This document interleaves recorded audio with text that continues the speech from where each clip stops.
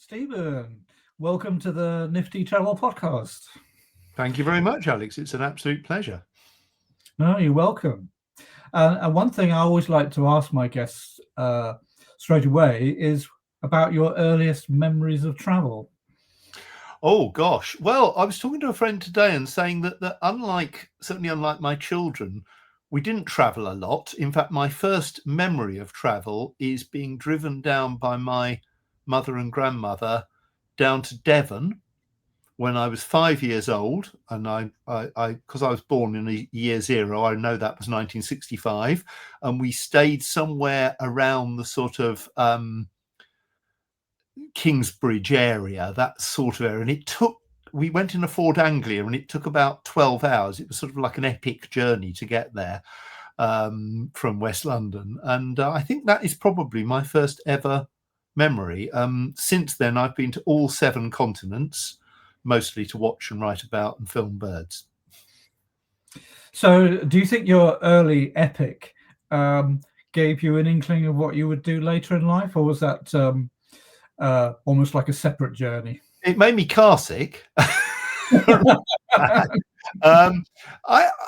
I mean, I've always enjoyed traveling, but as I said, until I was 18 and had what my daughter now calls her gap year, we didn't call it then. And I traveled quite a lot in Europe and went to Egypt then. I'd only ever been to France twice, and I think across the border to Switzerland.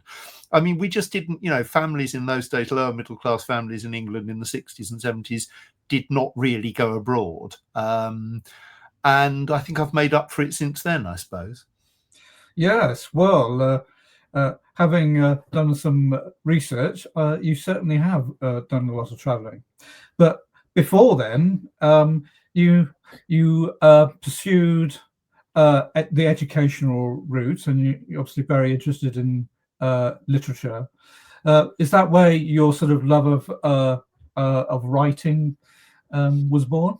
Yes. I mean, my mother was a single parent. She had a very strong sense that, like many women of her generation, wartime generation, they hadn't fulfilled their ambitions, I suppose. And she sort of, did that through me. And books were very important very early on. My grandmother taught me to read when I was ridiculously young. I was literally, before I was 3, I could read reasonably well.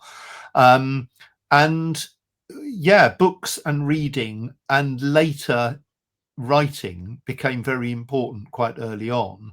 I studied English literature because it was a way to go to university and not have to do very much work and edit the student newspaper and get a job at the BBC. So I had a sort of ambition for that. But yeah, writing and by extent reading were always there. So did journalism come somewhere in between? Yeah, school magazine was the first thing. And I used to teach until quite recently. I taught nature and travel writing, mostly nature writing, because I had a colleague, Gail Simmons, who does travel writing at Bath Spa University. And I was always asked what my sort of formative moment was in terms of writing and journalism. And it was when my lovely teacher, Jim Scouse, who sadly died a couple of years ago, quite young, I wrote an article for the school magazine about seeing the Rolling Stones gig at Nebworth, and he didn't put it in because as he said to me afterwards, it was really dull because I'd literally written everything about the entire journey there, the whole gig with all support bands, the Rolling Stones, and going home. And he said, you're not thinking of the reader. You're not thinking, how do I entertain? How do I tell a story? And I was 17 and I was shattered. I wanted to be a journalist. I wanted to be a writer. But I listened to him and he was right. And from then on, I made an effort not to bore the reader, not always succeeding, but that's been the idea. So yeah, he was a huge influence on me, an English teacher, of course, in those days. And I did student journalism at Cambridge when I was not doing my English very much. And yeah, that sort of led on from there. But it took a long time. It wasn't a quick fix to writing, because in those days there wasn't really much of a career as a journalist or writer unless you got a job for a national newspaper, which I never did.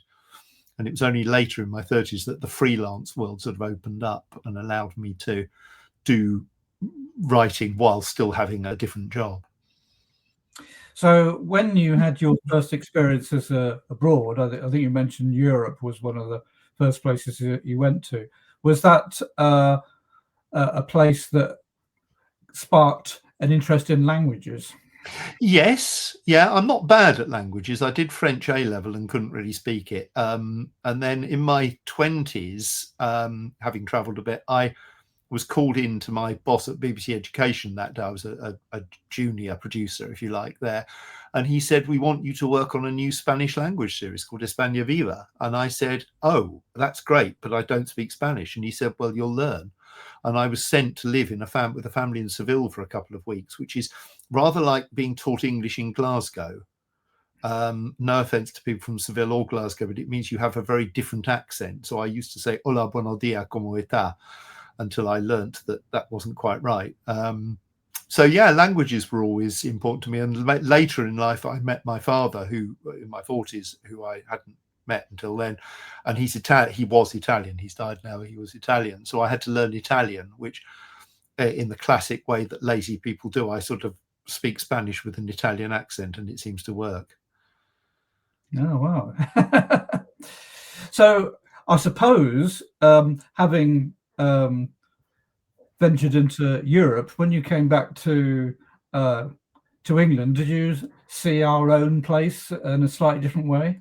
Oh yes, I mean we spent a lot of time in Spain doing that series. In my mid-20s, we were there for sort of 4, 5, 6 weeks in a row, filming over 2 years, several times, and it was the first time I'd ever visited somewhere not as a tourist. You know, I felt we were working, we were part of the culture, we were meeting a lot of local people, working with a Spanish researcher and that sort of thing. And that I really enjoyed that, because until then I'd travelled, I'd been bird watching a couple of times abroad, or I'd just travelled as a student, you know, around Europe and to Egypt, slightly not quite knowing why I was there. Enjoying it, but not really having a purpose. And I enjoyed working in a country and living there, albeit very temporarily. And Spain is still one of my favourite destinations. And yeah, I think the great thing about travel is it makes you think quite hard about home. My colleague Gail, who I've mentioned, she's a very good travel writer, and she argues that travel writers have always had a very disrupted childhood. So her father was in the army until she was 12. So she's from the Chilterns, but only from early teenage years. So she always says travel writers are always searching for home. She said nature writers like me were brought up in one place and have a very strong sense of place being their home. Now Somerset, where I live, been for 20 years now.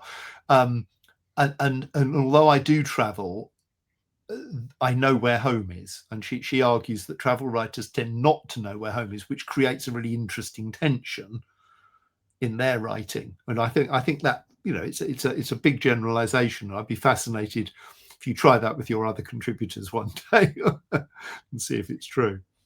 In a way, you seem to be saying that whether it be travel or writing, it's actually very disruptive in a sense, in that it perhaps shakes your foundations as to where home is, or perhaps it does even the opposite. I think less for me. I think less for me as a nature writer, which I am, although nature writers always deny being nature writers. They don't like being called nature writers. I'm a writer. I write about nature. Of course, I'm a nature writer. I write about birds mostly. And I travel a lot now. Now I'm sort of semi-retired. I travel a lot to see birds. So this year I've been to Las Vegas, Guyana, Bhutan, Thailand, Budapest, which wasn't for birds,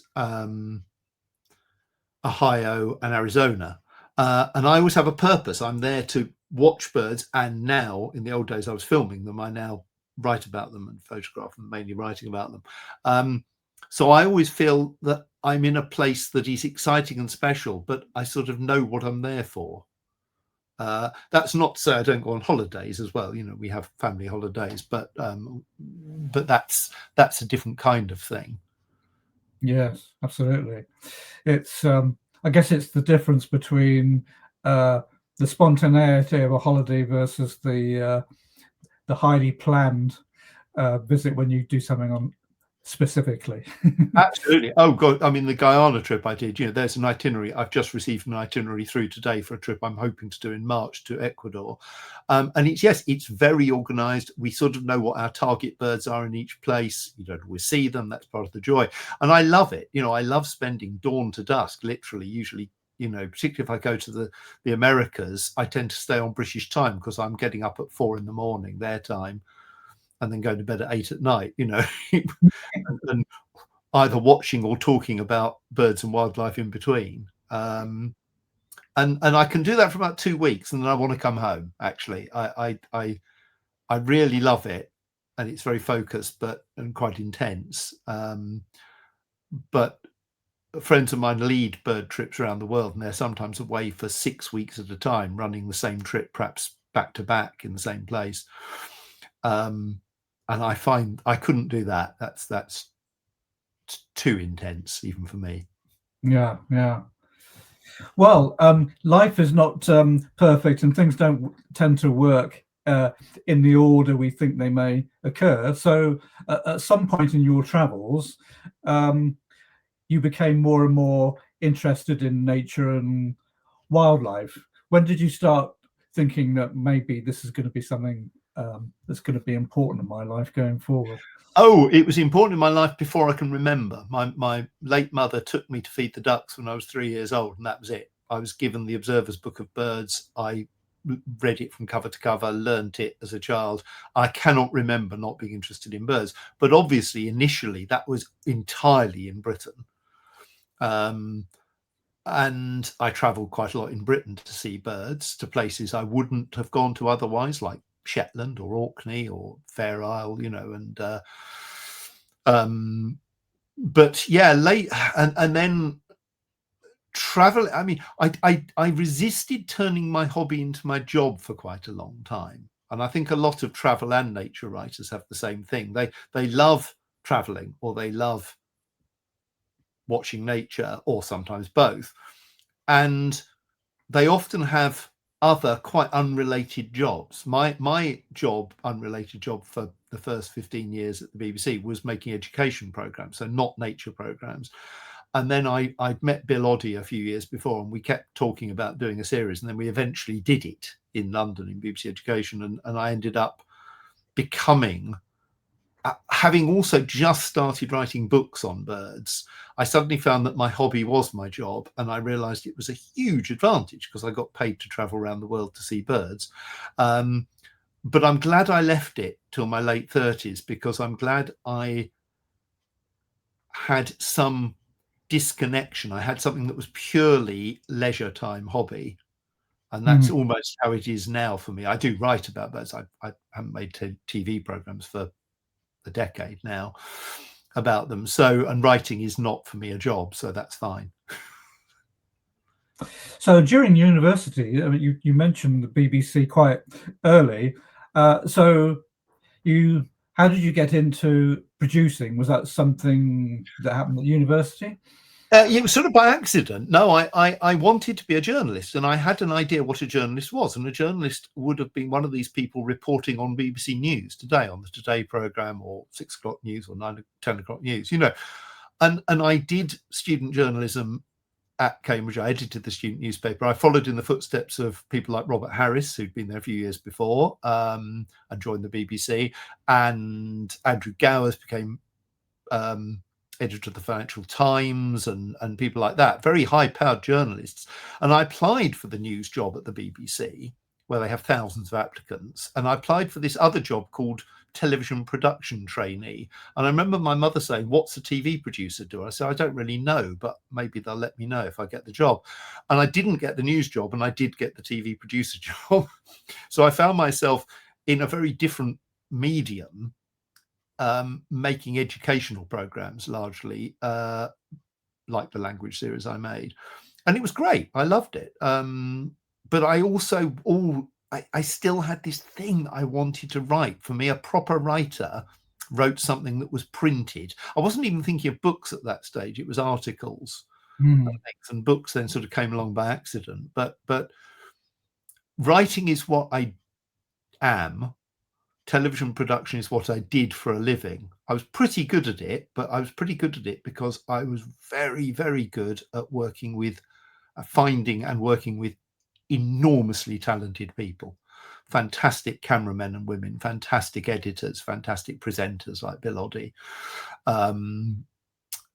You know, my job, what I was very good at, was project management and getting a load of very talented people and getting them basically to work together and agree on things, which is not as easy as it sounds. But writing was always what I really wanted to do.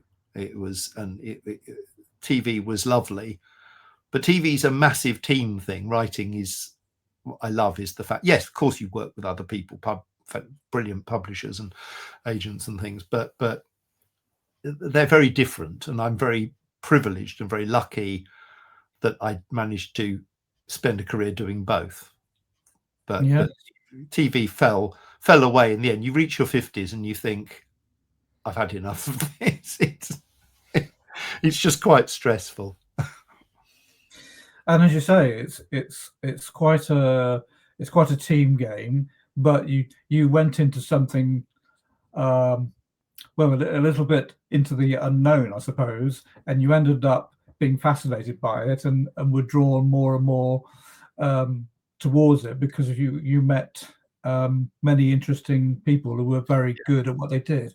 You work with wonderful people in television. When people ask me memories of things like Big Cat Diary, which I did in privilege of going to the Masai Mara, first time I'd ever been in proper Africa, and yet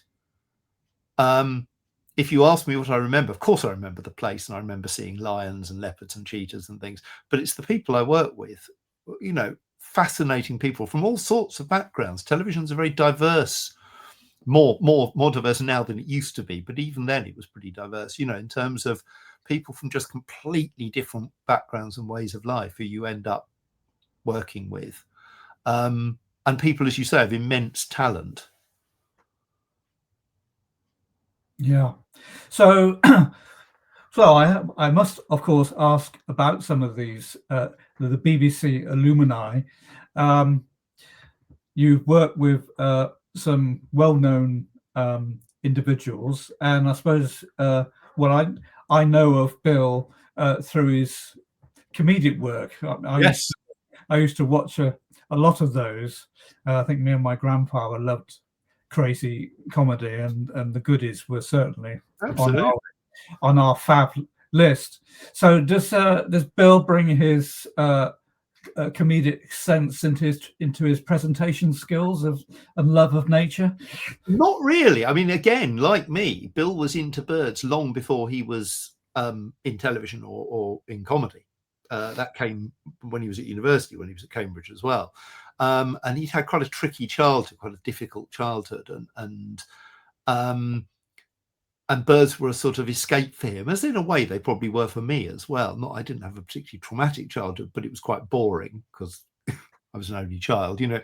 So Bill and I, where we differed was he's a pessimist and I'm an optimist. So that meant we worked very well together because we used to have quite big arguments, but he's very good on storytelling. He's very good, not just at doing it, but understanding how the program should go together.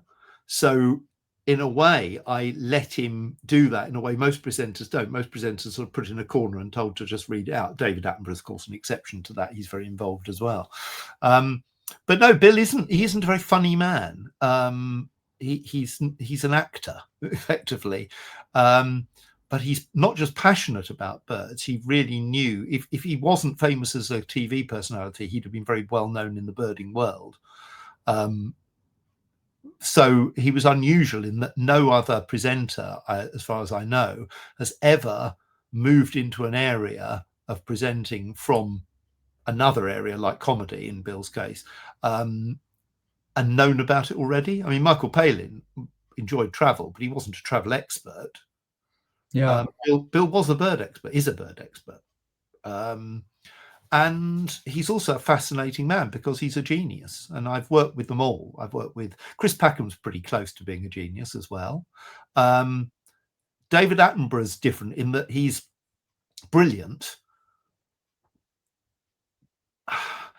Where Bill's different is Bill is original. Bill is different and original in a way that most other TV presenters aren't. They're brilliant at it, but he's also exceptional in the way he does it. And he changed the rules of TV presenting, actually. I think he created a way of presenting that was incredibly organic. We didn't have scripts. He sort of made it up as he went along.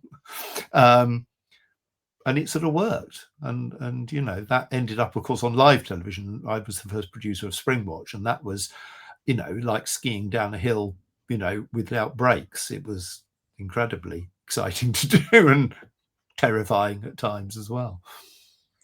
But a very long-lasting production.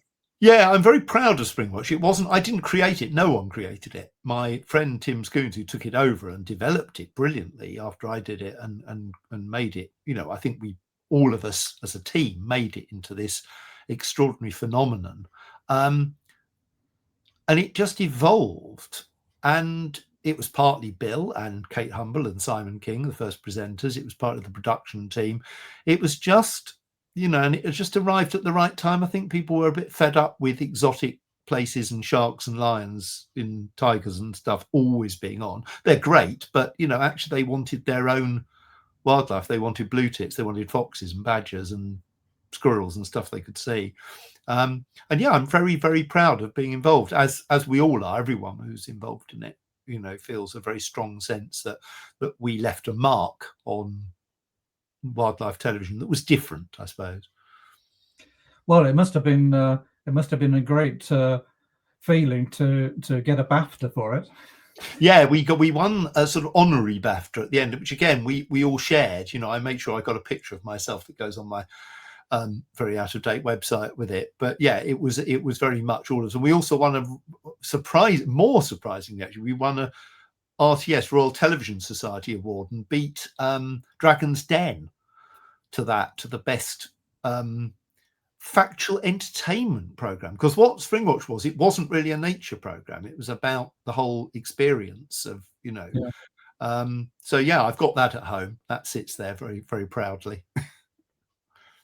So why do you think the British in particular, I'm sure we're not the only country that loves nature, but why do you think the British have a fascination with TV productions about nature? Do all roads lead back to David Attenborough, or is it more to that? There's a lot of influence there, but David was even right at the beginning was working with a public who were fascinated by nature. And I actually years ago wrote a whole book about the history of bird watching, and it's very hard to sum up, but broadly it was a movement in the early 19th century where everyone moved into cities in Britain, which they didn't in other European countries. That came much later. The Industrial Revolution happened here. We moved into cities and we had a sort of nostalgia for the countryside of our parents and grandparents then, and started also had money and time and leisure time. And the idea of going out into what we call the countryside, which is an unusual word, not really translatable into other languages, became a thing, and hobbies like rambling and bird watching, and to a lesser extent things like botanizing, became very popular in the Victorian era and continued to be popular. And the irony is, there was a report last week saying we are not only the second most nature depleted country in Europe after Ireland, but we're also apparently one of the lowest in terms of our engagement with nature, which really surprised me, because this is from a very reliable researcher who I know. And yet, you know, we have well over 1 million members of the RSPB. We have 5 million members of the National Trust. You know, people go out, you know, you see crowds of people with binoculars out and about, in a way that in countries like Italy, where my father's family were from, people are not interested in nature in that sense, unless they can shoot it. And it really, you know, you said it can't only be Britain, and you're right. It's also USA and Canada. It's also Australia up to a point. It's also some of the Nordic countries, Sweden, Finland, Netherlands. But it's not, nature is much more central to our lives on things like television and books on nature by far than any other country, without any question. We are very much more obsessed by it. Only really the USA and Canada can rival us, and that's mostly through the cultural influence of the British going there, although they would deny that, of course. Mm-hmm. Well, for all the traveling opportunities people have, I think one of the most interesting things I've experienced, I'll just give you a brief example. I have relatives in Australia, and it's just the sheer distance you have to travel before you notice any major changes in the habitat that you're going through. Yes. Yeah, when you come back to Britain, you might only have to walk 5 minutes, and it's changed. That's very true. Yeah. And I was in Guyana recently, and it's great because it's 80% jungle and the other 20% are savanna. And there are subtle changes, of course, between each location, but it looks the same. And you're quite right. It's partly because Britain is a very long country. It sounds very odd, but we're a very long country from north to south with very disruptive weather patterns. And that has created, and the influence of human beings, obviously on the land, has created this microcosm of dozens of different habitats and microhabitats, which, again, a lot of other countries don't have for different reasons, often climatic reasons. We're a temperate country, where the level we're at, we're on the edge of a continent. And that's why also we have an extraordinary variety of birds turn up in Britain that don't, particularly rare birds, which again fuels the passion, I think. Yes. Do you think Britain as a whole, well, it doesn't have many ancient places left in the natural sense, but it has a lot of surprises for those willing to travel about a bit. So I believe you travelled quite widely around Britain. What places have surprised you and perhaps continue to? Oh, I think, you're quite right. It's fascinating. They are almost all influenced by people. I think the Killarney Oaks in Southwest Ireland, which of course isn't Britain, but is part of what we call the British Isles, are the only sort of small natural habitat left, originally prehistoric habitat. There are a few others. There's these fantastic rainforests. I went to one recently on the edge of Bodmin Moor, incredible place. Which is a 4,000-year-old rainforest, but it's pretty small, and it's extraordinary. It hasn't been destroyed, and most of our even habitats we think of as natural, like woodland and mountains, are not. Places surprised me. I did a few radio series a few years ago with my colleague Brett Westwood, and we went up to do mountain and moorland, and we went up to a place called the Long Mynd in Shropshire, Mynd, and I'd never heard of it, to my shame, and I'd never been there. And it's an extraordinary sort of plateau just above the lowlands of Shropshire, and that was incredible. There's always surprising places to find in Britain. There's lots of, even Somerset, my home county, is incredibly varied, with the Avalon Marshes in the centre. We've got Cheddar Gorge, we've got the Mendips, we've got the Quantocks, Exmoor. It's a very varied county, and that's just one county. And the coast, of course, which people think Somerset doesn't have, but we do. Quite a small one. But yeah, so, I think... I am very lucky. I do travel a lot and have travelled a lot, but I also love travelling at home. I love getting to know a place that can be a few miles from my house. That's absolutely true. And I think there can be changes almost on every corner, can't they? I went to Dorset. Well, I go to Dorset sometimes, and because my father was from East Dorset, but I'd rarely gone to West Dorset, and I really was I was blown away really about how different it was. Yeah, places like Bedminster and yeah, those whole areas around West Bay and things. It's beautiful, isn't it? Oh God, you know, the what they call the Jurassic Coast, isn't it? Yeah.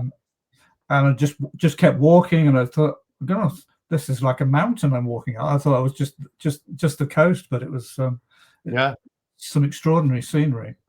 absolutely. Now I can't not ask you about birds.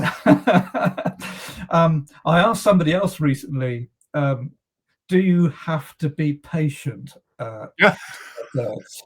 And they gave me a rather strange answer. Well, I can tell you, my wife would say I am not a patient person, and she's correct. I can be patient for short periods. An old, now long dead birder called Desmond Nethercell Thompson used to say there's two kinds of birders, arsers and leggers. And leggers run around an area and sort of try to visit as many different habitats as possible, or places or hides or whatever. And they see quite a lot of birds. And arsers sit in one place or stand in one place, and they see fewer birds, but they see them much better. And they see things like kingfishers because they just stand and wait. And if you wait for long enough on a wetland habitat, a kingfisher will come past. And you might miss it if you're walking or talking, as I often do. So yeah, I'm not a terribly patient person. People used to say to me as a wildlife filmmaker, oh, I suppose you must spend weeks on end. They've watched these documentaries, you know, where they show them sitting for weeks on end trying to film a snow leopard or something, you know, and it's like, I could never do that. Not in a million years, you know, and that's why I worked with Bill Oddie and worked on live programs and fast turnaround programs, because my temperament does not suit that. I admire the people who do, particularly the camera people who will sit often quite uncomfortably and quite on their own in a hide or, you know, up a tree or something for literally days and weeks on end. But that's not me. And of course, there's so much variety out there, isn't there? I mean, I think of you know, sort of British birds, and some are more interesting than others. But you just have to go to abroad, and I just like listening to the change in the background. I mean, not everybody notices it, but I can almost visualize countries based on the background sounds. Yes, or somebody play a absolutely. video. Is it like that for you? Can you tell? It is. The embarrassing thing for me is I'm terrible at foreign bird songs and calls. I'm very good on British ones. I didn't used to be till I worked with Bill in my 30s. I was terrible, and I learned them because I was like, this is embarrassing. I'm working with this guy, you know. So I can hear 10 species of warbler in spring around my house, and I don't need to see any of them. I know what they are. You put me in the jungle in Guyana, and I haven't got a clue. And at the end of the trip, I might know 3 or 4 very familiar birds. So there's one which is familiar to anyone who's birdwatched in South America called the screaming piha. And it's one of these weird birds, like a lot of birds with a very bizarre sound. It's quite a plain brown bird, about the size of a blackbird, I think. Very hard to see. And they have this extraordinary yelling sound. And by the few days into hearing them, oh yeah, that's another screaming piha. And we did see them. But yeah, I have to rely on local guides and guides, you know, expert guides who come along with me. Otherwise, it's absolutely hopeless. Europe, I'm all right, because obviously a lot of the European birds are the same or similar. But yeah, but as you say, the soundscape of a place. But again, Britain has bird song in spring that is, I think, genuinely, I think what we call the dawn chorus, although it's not that at all. It's just each individual male bird singing to the birds of the same species, but we think of it as an orchestra or a chorus. And I think, you know, it is often said that the temperate woodland dawn chorus in either England, Wales, Scotland, or possibly parts of northern North America is the best in the world. And I think it is. I think, you know, birds like robins and song thrushes and, you know, have this beautiful, beautiful song, and it's deeply embedded in the British culture, both popular and classic culture. I think, you know, literature, music, the arts. You know, the sound of birds is very important. Yeah. And I was thinking about what birds immediately come to mind when you think of the United Kingdom, and I just randomly sort of thought of ravens, rooks, owls, and swans. Do you have kind of like a list that you like to run off that you think, oh yeah, that's definitely the best of British? Well, my favourite bird until I was in my mid-40s and moved to Somerset, my favourite bird was without question the swift, because I lived in London and swifts would turn up in late April, early May, and I'd think, oh bugger, I've missed spring again, because swifts are a very late arrival, you know, and they turn up and scream through the streets, and I love that. I moved to Somerset 20 years ago with my young family, and it took me a couple of years, and one day I was walking with them. I remember it was the 6th of April, and this bird flew past me, and I knew what it was immediately, but I hadn't seen it for 6 months. And of course, it was a swallow. And until then, swallows meant nothing. They were a nice bird, but they did not mean, they had no significance to me, because they were not, if you live in a city, they're not the sign of spring. If you live in the country, they are. And I think swallow's probably now my favourite bird, although you mentioned raven, and I wrote a book a couple of years ago called 10 Birds That Changed the World, and the opening chapter about mythology is the raven, and ravens are very high on my list. And when we moved here nearly 20 years ago, there were no ravens, and now I hear them most days. I heard one earlier today over the garden, because they have moved back. You know, this was a bird that was very scarce and confined to uplands, and now they're not being persecuted, and they are spreading, and they are a extraordinary bird, you know, wonderful bird. Well, it's interesting, the link between literature and birds, isn't it? Because you mentioned the swift, and I immediately thought of, well, one swallow doesn't make a summer. Yes, or Ted Hughes, of course, wrote about the swift. He said something like, the swifts are back, they're back, which shows the globe's still working. So yeah, and robins are very involved in literature. Skylarks and nightingales are the two most, which is odd, because one's a small brown bird that you can't see because it's up in the sky, but the song is pretty familiar, and the other's a small brown bird that you never see and hardly ever hear because it's so rare, in Britain at least. And yet the two of them, and nightingales of course were much commoner for people like the romantic poets to write about, you know, or John Clare or John Keats, you know. But they are the two absolutely central to our culture birds. The robin, for different reasons, it sings through the autumn and winter, so I think we love robins because we associate them with that time of year. But yeah. Well, a mutual friend of ours, we were talking about birds, and I said to her, well, when I'd had the pleasure of going to St. Lucia, one of the birds a guide showed me, well, those are where the you know, you can go and see parrots. Seeing parrots in the wild is quite fascinating, although they're Lucia parrot, yes, or the St. Lucia Amazons, I think it's now called. They're quite shy. You know where they are. They're just incredibly noisy. But the bird that surprised me the most was the deepest blue hummingbird I think I'd ever seen.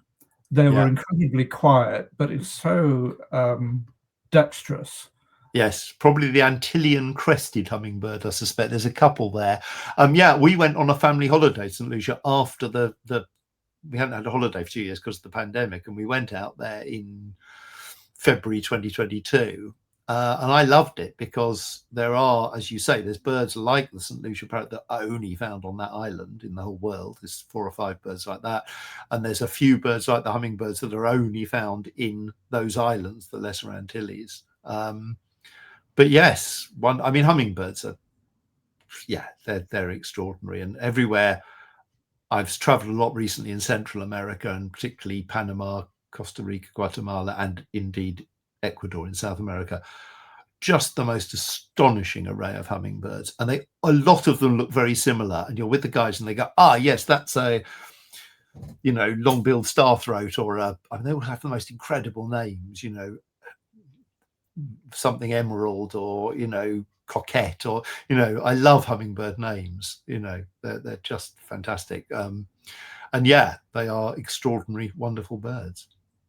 So is the talking of South America then, are the Andean mountain ranges very bird friendly? Is it a very bird friendly region?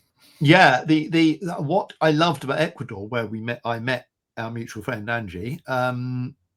What I loved about Ecuador is that every level you go to in the Andes, you literally change 1,000 feet, and it's a pretty much entirely different suite of birds. Some of them, of course, the commoner birds are going to be at all levels or many levels, but a lot of the birds are only found at one level. So up in the high Andes, the place called Antisana, we saw giant hummingbird, which is literally the size of a starling, although about a third of its weight. But we also saw, at a different level, we saw a black-breasted puffleg. I think I've got that right. And the puffleg hummingbirds have a little sort of, like a sort of furry white thing around their ankles. It's hard to describe, like to keep them warm. And that's one of the rarest birds in the world. I mean, not just hummingbirds, sort of sword-billed hummingbird. So yes, every part of the Andes, and indeed the west and the eastern Andes in Ecuador, have different birds, because they were cut off a long time ago from one another. So I'm going in, having been to the western Andes and to Mindo and a little bit of the eastern, I'm going in March to the eastern Andes and the Amazon, which will, again, an astonishing array of birds, probably 400 or 500 species, more than I've ever seen in Britain in 2 weeks. So Yeah, I'm rather looking forward to that. yeah, that sounds exciting. Well, I must ask you about, I was looking at the list of books that you published, and a couple caught my attention. One was about birds that change the world. And I thought, well, that's almost two questions in one, really. How do you decide which birds get in a book like that? And what was kind of the criteria? Because a bird doesn't wake up in the morning and decide, oh, today I'm going to change the world. But what was... Yeah, I made a list, of course. Birders always make lists, but I made a list of about 20 species. And I talked to friends of mine who are birders and writers and said, what would you choose? And a number of things just leapt in. I wanted each bird to represent an aspect of human culture or behavior. So, for example, mythology. There are a number of birds I could have chosen for mythology, the opening chapter, but raven is streets ahead of all of them in terms of its influence and importance across the whole of the northern hemisphere in prehistoric times, really. So that was very easy. Then the pigeon for communication, of course. Extinction, I had a choice of a number, but I chose the dodo. It sounds like a cliche, but actually it's the best story. And then some of the birds in it are quite obscure, like the Guanay cormorant, which changed the whole industry of agriculture, but also had all sorts of other issues. The bald eagle, because I wanted to cover politics and national pride, and the eagle in particular, particularly the bald eagle, particularly for certain US presidents, is very high up on their list of birds. So yeah, I chose the different birds, and what's fascinating is I wanted to write a book. It was the first book I'd ever written that wasn't particularly Anglo-centric, in that most of my books are about British birds or British culture or both, and this one very much wasn't. Even though some of the birds, the raven and the pigeon, are found in Britain, the stories came from all over the world, and it's gone into 9 different editions around the world, including, I'm about to get this week, the Bulgarian edition, which I'm fascinated by. I have no idea why Bulgarians want to read this book, but they do. And it's done very well in the United States as well, and in South America. So I'm very, it's always nice writing a book people read, really. So that helps. Yeah. But yeah, I think it touched on something people felt.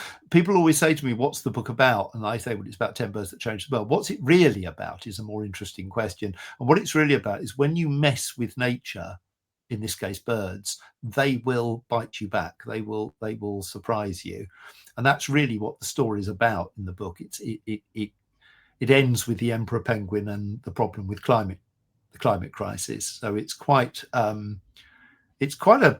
bleak book in some ways, but I think there is hope, because we have to be optimistic. Yes. Well, I try to be optimistic too, and one thing about nature and humanity is birds in particular seem to be great at adapting. Would you say that's right, or am I Yes. a Yeah. little biased? No, a lot of them are great at adapting. The problem comes, and you really notice it. You don't notice it in Britain. British birds are pretty adaptable because, as we said earlier, Britain, our landscape, our whole ecosystems have changed so much under humans. Where birds are not adaptable is on oceanic islands, which is why the dodo went extinct. New Zealand, a lot of birds have died out. Hawaii, because they have evolved to a very specific niche in a way that birds like robins and ravens are not connected to a specific niche, not nowadays at least. They may have evolved in woodland, but they've spread. They're in parks and gardens and etc. And most British birds, most birds in places like Britain, Europe and America are okay, and will continue to be okay even with severe climate change. But in places like the Amazon rainforest or the Andes or Guyana, they're not. They live in tiny areas. We saw a bird called the Rio Branco antbird, which is found along one river in one part of Guyana. That's it. Sun parakeet, very popular cage bird, there's only a few hundred left, found in one valley. And those birds really struggle because climate, in particular habitat loss, but climate change and its links with habitat loss are a massive problem. And the emperor penguin, the last bird in 10 birds that changed the world, is a bird that for hundreds of thousands of years has lived a perfectly successful life, which we've seen David Attenborough show, this bizarre thing of having the one egg and it hatches out in winter and it sits on the male's flippers for 3 months and then the female comes back, and it's just insane. And it works really well until we start melting the ice, and then it stops working, and that's the story of the dodo and, to a lesser extent, the emperor penguin, that they are creatures that are doing perfectly well until we come along and mess it up. Well, climate is obviously something that's very important on a lot of minds and lips today. But I'm also fascinated by kind of the animal kingdom and how that is changing. I think it was a David Attenborough program talking about how elephants walk, which I thought was very fascinating. And it sort of coincided with something I read about a long extinct animals that used to roam South America, and they were discovered, and they had very similar feet, which reminded one of elephants. And they said, well, how on earth can an animal that was maybe when it had an extremely long head and neck and a very long tail, a relatively small body, it had a couple of hearts, it had this enormous feet. How on earth could an animal even stand up, let alone do what it wanted the most, which was to eat foliage from the highest trees, and the sheer size. And it was only climate change that really that's it. Like drafts, isn't it? Drafts look like they shouldn't work. But that all those animals, particularly animals that have adapted to a very specific niche, which most species have, but particularly the scarcer ones and the more specialized ones, they're the ones that will go. We'll be surrounded by gulls and crows and pigeons and that sort of thing. But that's the fear. Animals are, and habitats are more adaptable than we think. In Brazil, a certain area which David filmed at called Regua, which was cut down as a coffee plantation, and 40 years ago the new British owners started to try to restore it, and he has, and it's extraordinary. I haven't been, but friends of mine went, and it's got sort of 90% of the birds back. Of course, that 10% won't come back. They're the real specialists. So I think there is hope, but with the way politics is going, and we probably don't want to get into that, but you know, it's not a good time for the world. And we are, you know, I became a grandfather 3 years ago, and you know, I'm very aware that my grandson will almost certainly, God willing, live to the year 2100, to the next century, which most of us won't, you know, and I have no idea what sort of world we're going to leave him. And it's a bit of a cliche, but it's also sadly true. So in terms of all the journeys to the 7 continents, what would you, again, a little bit like the British Isles question, what surprises have you that stand out for you? I think, I mean, there's fantastic places that I'd love to go back to. The Okavango Delta in Botswana in particular. I love wetlands, so that was particularly special. The three most extraordinary places I've been to were in the same year. One of them's in Britain, but it's the most remote part of Britain. It's the archipelago of St Kilda. And it took us 4 days, I think, being seasick most of the way, to travel to St Kilda from my home in London at the time. And I actually got to Antarctica the same year in less time. Yeah. So St Kilda was pretty amazing. I went to Antarctica that same year with Michaela Strachan, which was wonderful, for the Really Wild show. And Antarctica is the only place I've ever been in the world that doesn't feel like it's on this planet. Everywhere else I've been, it may be amazing, it may be extraordinary, wonderful places, but you can sort of imagine them in advance. Antarctica wasn't like that. It felt like I was on Mars or something. Not because of the wildlife, because the further south you go, the less wildlife there is, a few seals and a few birds. But yeah, that was extraordinary. Actually, the most extraordinary place I ever went, that same year, went to Iceland, and we were flown out to an island, which you'll probably know about, called Surtsey, which is younger than I am, which was a result of a volcanic eruption in 1963, which literally created a new island. And we were dropped there for 2 hours, and it was an absolutely extraordinary privilege, again, experience, because most people aren't allowed there. And we filmed there. We actually saw a swallow, which was wonderful. It was a very hot day. It was about 20 degrees, which is very warm for southern Iceland in June.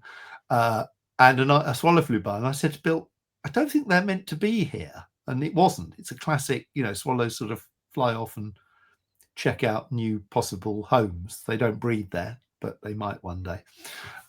So yeah, I think they're the 3 places, and it was extraordinary going to them. I think it was 2003 I went there, within 1 year of each other. Yes, well, Antarctica is almost a place of mystery, isn't it? That hardly anyone ever goes.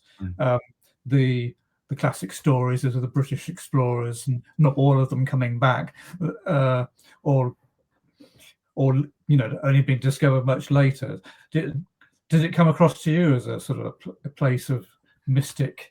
Oh, yeah. I mean, it felt like we were on a Russian icebreaker, and you'd sort of stand on the deck, particularly by the time we got south of the Antarctic Circle, and all you're hearing is the ship's engines, which are fairly quiet, and you're going through, and everything's blue. I didn't realize that ice is mostly blue. It's not white. So the whole sense of the place felt different. And it just felt like, you know, I'd love to go back. I don't know if I ever will. It's a very long way to go, and it's very expensive. But yeah, it of course, yes, all the culture and history.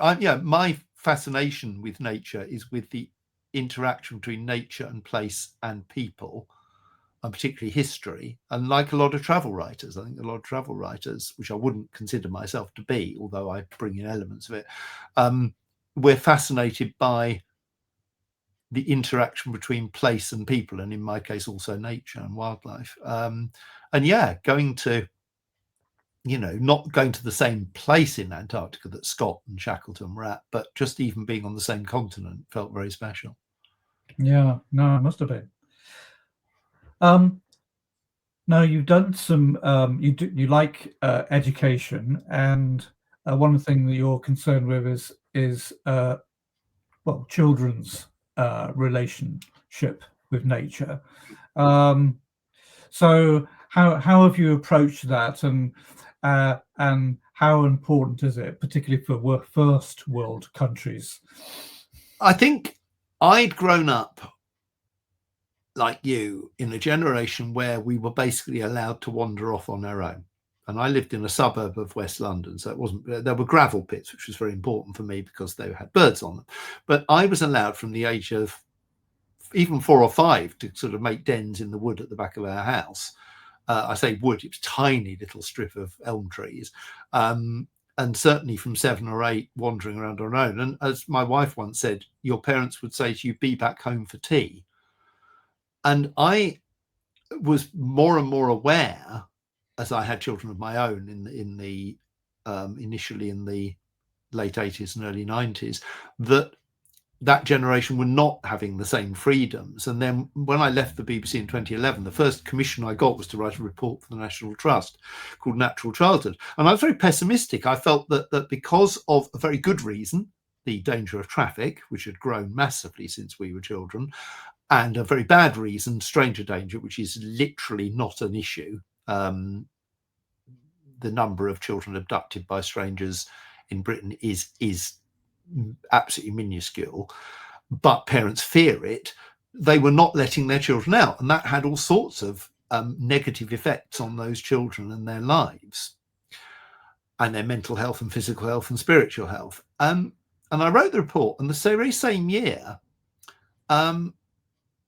social media was sort of starting, and I became aware through various societies and groups that young people, mostly teenagers or early 20s, were getting together and sharing their passion for nature and also their interest in the environment, which we hadn't as kids. We were just into bird watching. We weren't particularly environmentally aware. And I became aware that my fears that the younger generation would not engage with nature were utterly wrong. I was right for the reasons why they hadn't been allowed out as children. But what was fascinating was these young people, really aged between about 12 and 30, were meeting each other and finding a shared passion, and still do. And if I go to Global Bird Fair every year, which is a massive global event in Rutland in July, and there are people from all over the world, but there are now so many young people, teenagers, younger than that, 20s and 30s, that never used to be there and are now working with nature. They're doing blogs, they're doing podcasts, they're rivaling you, I'm afraid. They're rivaling me. They want to be writers. Some of them have published books, in their early 20s, and they're wonderful people. And I love meeting them. And I love the fact that there's a whole new generation of young people. I think there was a gap. I think people now in their 40s were very unengaged with nature broadly. Not all of them, but a lot of them. That generation, that sort of mid-generation, were not engaged. But I think things have changed, and massively for the better, which is great. Yes. Well, I did used to have conversations with people who used to worry that young people didn't know where their food was coming from. They would say, well, it comes from the supermarket, doesn't it? Whereas there has been a sort of a growth in the area of sort of education and farming and that, which I think has been extremely helpful. Now, in terms of wrapping up our chat, how do you think the world of travel is shaping up? Do you think there are more people? Do you think, as a result of the young people you've just been describing, do you think people are becoming more self-aware, more interested in, responsible and I think some are. I think there are two interesting issues here. Travel writing, which when I was growing up in the 70s, particularly, but when I say growing up, being in my teens and early 20s, being more aware of writing and literature and books, travel writing was the absolute lead in what we would now call creative non-fiction. People like Paul Theroux and Jan Morris and Eric Newby and all those people, and they're the books we read. There were no nature books. Nature books were field guides, or sort of reference books. And then something very strange happened in the late 90s. Travel writing fell off a cliff and reinvented itself in things like Walking Around the M25 or Tom Fort's wonderful book about walking down the A303, became very British focused. And nature writing sort of emerged as this new, very popular genre, having really not been there since before the war. And I think what will be interesting is, and I think that was partly because a lot of people of that generation growing up in the 70s and 80s and 90s had started to travel much more than I did as a young person. And therefore, they didn't really want to read books about these places. They bought a Lonely Planet guide or a Rough Guide and they went themselves. They didn't want to read someone writing about Venice or the Hindu Kush or whatever. I think that's changing and good travel writing has come back. One interesting question now is there's a very interesting movement in Britain called low carbon birding, which suggests that we should not fly anywhere because of climate change, and they have a point. But what they say is we shouldn't go and watch birds and wildlife in exotic, far-flung places, particularly intercontinental places, South America, Africa, Asia, Australia. And I and others argue that if we do not go to these places, the lodges that we stay in and therefore the places that are protected will get destroyed. They will go back to farming. And that is absolutely true. And it's something that our friend Angie knows very well in Ecuador. And it's a real dilemma because I can see both sides of the argument. I come down on the side that we still have to go to these places because if we don't, but we're not traveling sustainably. But elements of it are sustainable. A lot of these lodges are run by the local indigenous people, which is great.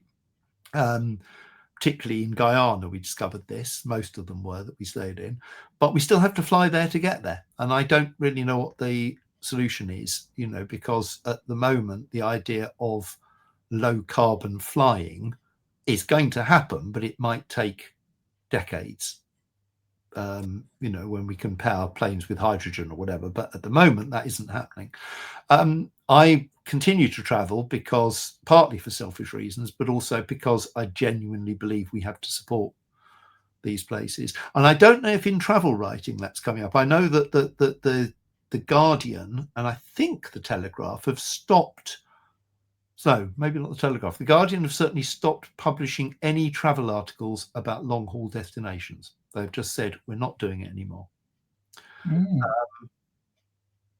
Is that correct? I don't know. So what do you think the future holds in a travel sense, and what would you like to see? I think the future of travel should be a more egalitarian approach, not just going somewhere, enjoying the place and whizzing home, spending more time there, spending more time meeting the people who live there. I hate the use of the word locals, it always sounds so patronizing, but having meaningful encounters, I think, is important. I think younger people are doing that more. They're saving up and traveling for a while rather than just going on a quick holiday. On the other hand, some of them just want a quick few days in, Benidorm or Ibiza, and I get that as well. We all want to enjoy what we do in life. But I think tourism, it's interesting that a lot of the European cities in particular have realized that the number of people they have now is not sustainable. And by, taxing people in places like Venice and Amsterdam and Barcelona, but it's very hard to stop people going there because it's like saying, I'm really fed up about being in this traffic jam. Oh, hang on, my car's in this traffic jam. I'm to blame. And, you know, we all say, oh, I hated Barcelona. It was full of people. Well, what were you doing there? Unless you live there, you have a point. So I think that's going to be an issue. I think trying to find out of the off the beaten track places is good. And we should try to do that. But yeah, I mean, where I travel, it tends to be places that other people don't go, you know, the highlands of Guatemala or Guyana or Bhutan. There were not a lot of other tourists there. There weren't very many people in the groups I was in. And we did genuinely interact with the local economy and the local culture in a way that I think in the past on some trips I haven't. So, you know, that's something that I'm trying to do. Yeah. Well, maybe that's a model that we're going to see a lot more of, Stephen. I hope so. Well, it's been an absolute pleasure having a chat to you, Stephen. Could chat all day. And you, Alex. Well, I hope we can meet face to face at some point. It's lovely doing these podcasts, but sometimes you actually want to meet someone. So I hope our paths cross somewhere soon. We're not too far away from each other, so I hope so. Yeah. Well, you're most welcome. And yeah, thanks again for coming on board. Not at all.